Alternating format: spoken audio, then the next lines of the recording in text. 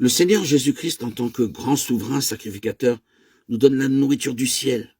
Melchisédek est apparu à Abraham comme souverain sacrificateur. Dans Genèse 14, 18, Melchisédek, roi de Salem, fit apporter du pain et du vin. Il était sacrificateur du Dieu très haut. Personne ne sait d'où il était. Il n'avait ni père ni mère. Il n'avait ni commencement de jour ni fin de vie.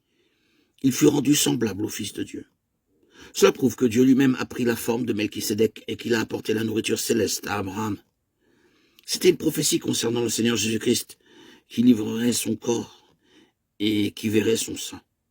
En mangeant cette nourriture céleste, Abraham reçut une force nouvelle pour vaincre la tentation que présentait le roi de Sodome. Ceux qui se reposent sur eux-mêmes ou sur leur connaissance biblique, leur jeûne, leur longue prière, resteront dans la défaite et la stérilité spirituelle. Mais ceux qui connaissent la façon d'être au bénéfice du ministère de souverain sacrificateur du Seigneur Jésus-Christ renouvellent jour après jour leur force spirituelle. Le Seigneur a pourvu à la victoire sur toute tentation que nous devons affronter dans notre enfance, dans notre jeunesse ou dans notre vieillesse. Aucune tentation ne vous est survenue qui n'ait été humaine. Et Dieu qui est fidèle ne permettra pas que vous soyez tentés au-delà de vos forces. Mais avec la tentation, il préparera aussi le moyen d'en sortir afin que vous puissiez la supporter. 1 Corinthiens 10, 13.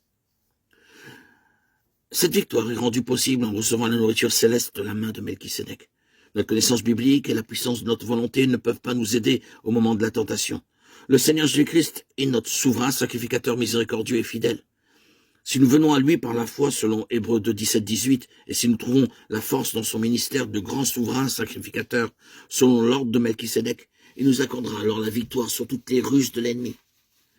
Nous connaissons le Seigneur Jésus-Christ comme notre Sauveur, ensuite comme notre Seigneur et notre Roi, puis comme notre grand souverain sacrificateur. Que le Seigneur, frères et sœurs en Christ, nous enseigne à nous approprier son ministère de souverain sacrificateur dans notre vie et tous les jours.